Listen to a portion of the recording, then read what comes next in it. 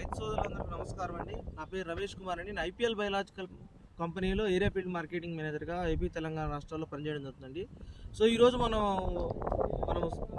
వచ్చి చిత్తూరు జిల్లాలో ఉన్నటువంటి శ్రీకాళహస్తి దగ్గర ఉన్నామండి. ఈ ఏరియాలో వచ్చి ఇప్పుడు వరి పంట అనేది పండించడం అనేది ప్రధానమైనటువంటి పంట. ఈ పంటలో ఈరోజు మనం ఎక్కువగా కూడా జింకు లోపం అనేది అబ్జర్వ్ చేయడం జరిగిందండి. ఈ జింకు లోపం అనేది మనం మొత్తం చూసుకున్నట్లయితే ఒక దగ్గర ఎత్తుగా ఒక దగ్గర తక్కువ, అంటే ఎత్తు పొలాల్లో పొలం అనేది జరగడం జరిగింది. దాంతోపాటుగా పొలం అనేది రెడ్డిష్ కలర్లో రావడం జరిగింది.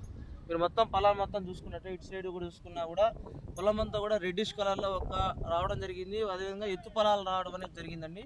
సో ఇది వచ్చి ప్రధాన కారణం ఏంటంటే ఇలా జరగడానికి భూమిలో జింకు లోపాలు ఉన్నా కూడా ఇలా జరుగుతుందండి.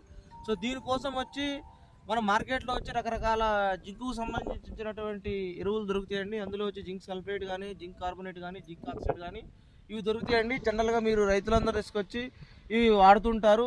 సో కెమికల్ ఫామ్లో ఉన్నట్టు వాడుతుంటారు. సో దాంతోపాటుగా బయలాజికల్ వేలో వచ్చి జింక్ సాల్యుబులైజింగ్ బ్యాక్టీరియా అని ఉంటుందంటే జింక్ సాల్యుబులైజింగ్ బ్యాక్టీరియా వల్ల ఏమవుతుందంటే మీరు గతంలో ఏవైతే జింకు సంబంధించి ఎరువులు అయితే ఏమి వేసారో జింక్ సల్ఫేట్ కానీ, జింక్ కార్బోనేట్ కానీ, జింక్ ఆక్సైడ్ ఉన్నాయంటే వాటన్నింటినీ కూడా ఈ జింక్ సాల్యుబులైజింగ్ బ్యాక్టీరియా అనేది కరిగించి మళ్ళీ మొక్కకు అందుబాటు అయ్యే విధంగా తీసుకొస్తుంది. సో మీరు వేసినటువంటి ఏవైతే ఈ యొక్క జింక్ ఎరువులు ఉన్నాయి, కెమికల్ ఉన్నాయి, అందులో ఓన్లీ 5 to 10% మాత్రం మొక్క తీసుకుంటుంది. మిగతా అంతా కూడా భూమి అడుగు పొరల్లో గడ్డగట్టి ఉంటుంది. అవి తీసుకొని రూపంలో మొక్క అందుబాటులో ఉండవు.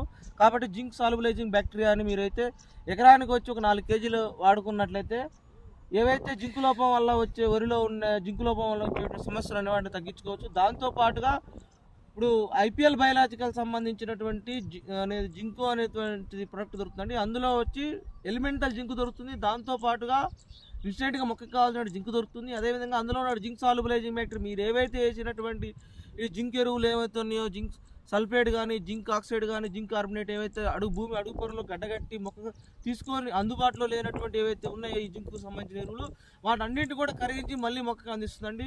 సో కాబట్టి రైతులందరూ కూడా పంట ఆరంభ దశలో ఎప్పుడైతే మీరు నాటు పెట్టిన తర్వాత పెట్టిన దశ కాడి నుంచి దగ్గర ఒక 20 నుంచి 25 రోజుల వరకు కూడా ఈ యొక్క జింకు సంబంధించిన ఎరువులు వాడుకున్నట్లయితే ఈ యొక్క జింకు లోపాలని మనం తగ్గించుకోవచ్చు. అదేవిధంగా మనం జింకు అనేది ఒక ప్రధానమైనటువంటి సూక్ష్మ పోషకం. ఈ సూక్ష్మ పోషకం లోపం వల్ల కూడా మనకు దిగుబడి అనేది కూడా తగ్గుతుంది. గింజలో పాలు పోసుకోవడం కూడా జింక్ అనేది ప్రధానమైనటువంటి సూక్ష్మ పోషకం. గింజ పాలు పోసుకోవడానికి కిరణజన్య సంయోక్రియ జరగడానికి కూడా జింకు కావాలి. కాబట్టి జింకుని మాత్రం మీరు నెగ్లెక్ట్ చేయకూడదండి రైతులందరూ కూడా. సో కాబట్టి రైతు సోదరులందరికీ మనం చేయాల్సింది ఏమనగా వరి పొలము వేసే రైతులందరూ కూడా ఆంధ్రప్రదేశ్ తెలంగాణ రైతు సోదరులందరూ కూడా ఖచ్చితంగా జింకు సంబంధించినటువంటి ఏవైతే ఎరువులు ఉన్నాయో ఖచ్చితంగా వాడుకోవాలని మనం చేస్తున్నాం. ధన్యవాదాలు.